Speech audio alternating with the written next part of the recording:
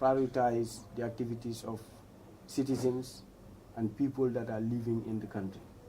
Their take, but as well as their responsibilities, the roles that they need to play.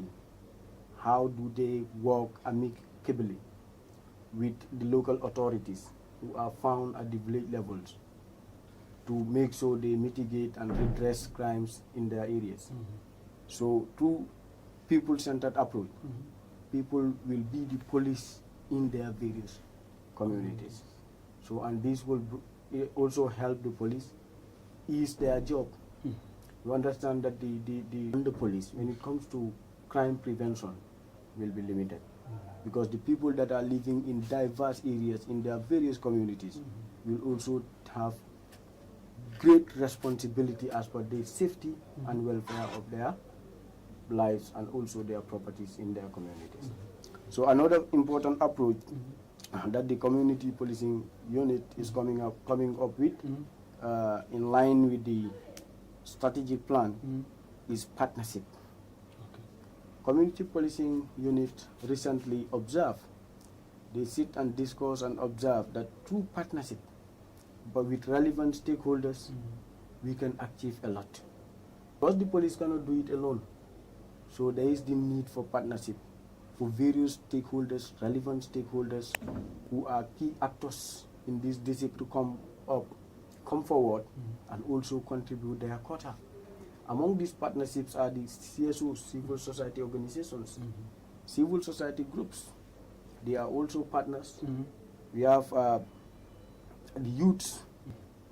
That's a main central pillar. They are key. They are key when it comes to community policing partnership.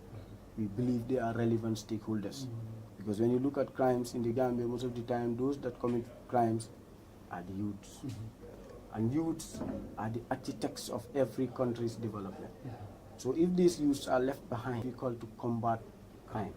And you will agree with me that one of the main goals or the main aim of the community policing unit is to proactively solve crime. So that community policing officers, together with these relevant stakeholders, will address certain issues before they prevention is better than cure. So this is the reason why we always endeavor to make sure we reach at these relevant stakeholders at the grassroots level through top-bottom approach. You understand that the policing work through a top-bottom approach from the channel down to the last community policing. You will understand that it has shifted from top-bottom to bottom-top approach. We'll be using the local authorities that are found at the village, the village elders, the council of elders that are found in diverse villages, different communities, remote communities in the village. People don't have the access to certain information by virtue of their positions or locations in the country. So because of this, through this partnership, we're able to reach at them, talk to them at their level, know what their problems are, and also look ways forward. We will also solve these problems together and come up with mechanism that could redress those menaces. Another important approach, which is also encompassed in the community policing strategy 2025-2026, but as well as 2025 and 2029. The reason why we have these two strategies, because over the years the office also has been scrutinizing the activities of community policing with regards to their objectives and their rules. And the strategy plans help us, is a guiding principles with a time frame that helps the community policing office to come up with an alternative, with an action plan. How are we going to design this plan and the implementation process? So the first plan was, this is not the only plan, there had been plans before, but the reason why we centered our discussion on these two plans, the recent one, 2021-2025, is partnership with the GIZ, and it is phasing out by the end of this year. So as we speak, it is still in progress. So the new one will take effect immediately 2026 to 2029. So this is the reason why we want to discuss them simultaneously. Yes, the last one that I want to talk about is inclusivity. Very important approach of the community policing unit. We believe the community policing unit cannot achieve its goal if we lack the central element, which is inclusivity. The approach aims to include every person in the country, every citizens or any person living in the country, so that you will realize the importance of policing, the importance of crime management, and the importance of protecting our life, but as well as our properties. If people are included in the day-to-day affairs of policing, you understand that the work of the police will be very limited. The work of the police will be very, very, very easy for the police officers, but as well as enhance safety for the people that are living in these communities. So basically, these are the three main approaches that we deem necessary that the police should shift its attention to, by virtue of the democratic principles that are we enjoying in the Gambia. Exactly. So it is very important that we also adopt to methods that commensurate with democracy. So, Yeah. well, thank you very much, Inspector Aliu Gay, for taking us through the brief background of community policing, and also talking to us about the strategic plans, both the 2021-2025, and also the new strategic plan that will take effect immediately this plan phases away. Well, Inspector, what does the strategic plan mean? Can you please dwell deep into that? What does a strategic plan means, and how does it work in the Gambian context? Oh, thank you very much for that question. Basically, a strategic plan is a comprehensive framework that outlines the organizational strategies within a period of time. In these strategic plans, it also encompasses the aims, the mission, the vision, and the objectives. It's like a guiding tool. It's a guiding tool that helps the community policing. It's just like the teachers who have their scheme of work. Yes. Before you go to the class, you develop a scheme of work, and the scheme of work has a target, either 2 weeks, either 1 month, based on your target. So the strategic plan also is like that. That is how it works. But the duration is far more than the scheme of work, for better understanding. So the strategic plans here aims to encompass all the activities that the community policing unit is ready to handle from 2025 to 2026 to 2029. That is the recent one that we validated with the Inspector General of Police, and he already gave the go-ahead. So I know earlier next year it will kickstart. The strategic plans also include the features, the missions, the visions, and the objective of the strategic plan. The strategic plans have a vision.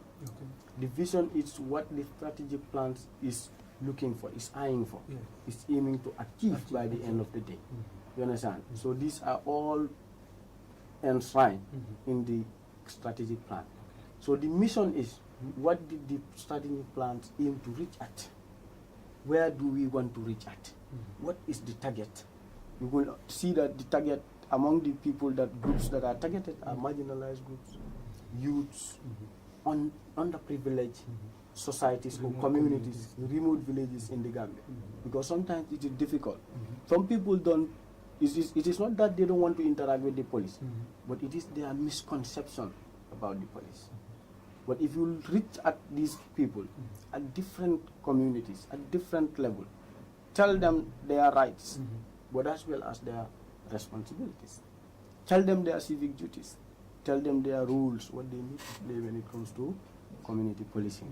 You understand that if people understand this, it will help the police to achieve its goals and objectives. The community, the strategic plans also have its own objective. What the strategic plans aims to achieve by the end of 2029. So all these things are enshrined in the strategic plan, community policing strategic plans 2025, 2029, but as well as the recent one, which is the 2021-2025. Excellent. Yeah. That's great. What are the principles included in the Gambia's community policing plan? Yeah, the principles that are included in the community policing strategic plans are also very attractive. So among these principles are trust building. We understand one of the most important elements in the relationship that exists between the police and the community is trust. Oh, yes. And if that trust is breached, there is lack of confidence. And if the society don't have that confidence to the police, it results to chaos. It results to lack of satisfaction. They may not even be satisfied, even though you're doing the right thing. So, but when that trust is built, when people know the work of the police, when people know how police execute their duties, there is that transparency. You will see it attracts accountability. And then these people also will help them to strengthen their trust against the police. Because sometimes it is misunderstanding. People may not know the right channels to follow, or people may not know the right procedures to follow, or their assumptions might not be in line with the activities of the police. Because you agree with me that policing also has channels. There are frameworks in which you follow. It is not something that you can just jump to conclusion. So there are stages that you must follow, one after the other. But sometimes, based of lack of understanding, people may not understand all these stages that are, part of the process. So, but with all this, it will help to build trust and restore confidence between the people and the police. So, and it also increase police-community relations. So the other one, as we have it in the approaches, it is also inclusivity. Inclusivity is also part of the principles of community policing.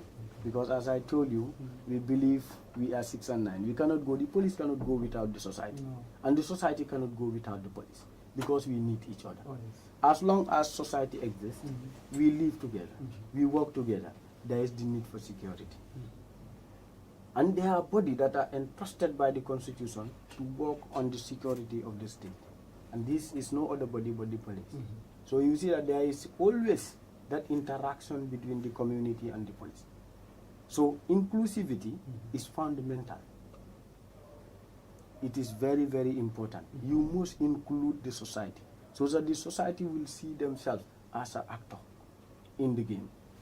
They will not see themselves as people that are on the fence, that are just sitting there without knowing their responsibilities. But they will also know their roles and responsibilities because they are all police officers.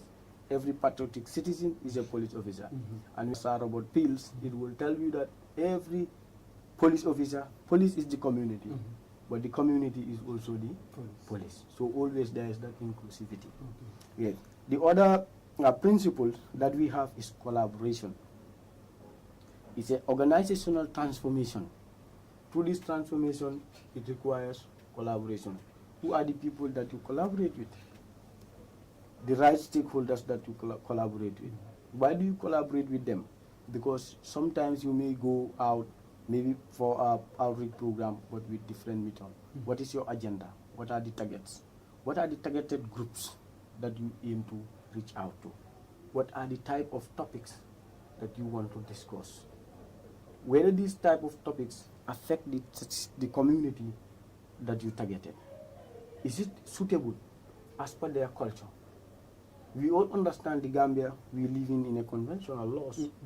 Yes, but sometimes culture do reflect with the law. When culture conflict with the law, we understand the law will still take its course.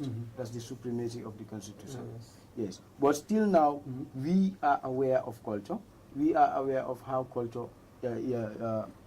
impact societies. So there are certain type of discussions you must know the targeted place. Whom do I need to collaborate with so that I can talk about these issues? For instance, if I want to talk about FGM, a topic that attracts public discourse, now it is important for you to have a stakeholder from the religious side. So that sometimes these people will be able to arouse the interest of the community by virtue of religion. Because if you just want to talk about laws, sometimes it will be difficult. You understand?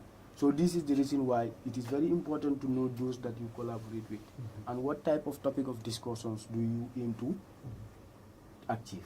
You understand? So the last one, but not the least, is sustainability. Among the principles of the community policing strategic plan is sustainability, because we understand community policing is very important. Community policing should be something that has to exist, it is something that is in continuous process, in progress. It will never stop, because it has also disadvantage to the society, but as well as to the police also as an institution of the state. So this is the reason why sustainability is key.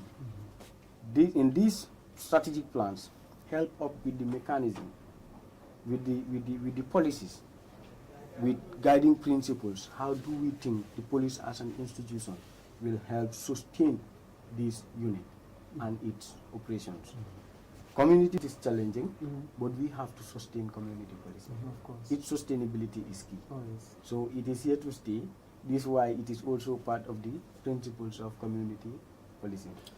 Well, thank you very much, Inspector Aliu Gay, for that important insights that you have shared with us, taking us through the principles that are included in Gambia's community policing plan. Well, you just mentioned the principles, that is building trust, inclusivity, sustainability. And what ways do your office take to put these principles into play?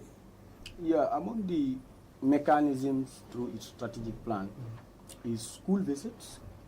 We have school visits, and this program aim to reach at not every school, because we have a lot of schools in the country, but there are targets. Maybe when you look at regions and also districts or constituencies, you will have a target that each constituency, these are the type of schools that I am targeting to reach at, so that you will reach out to the students.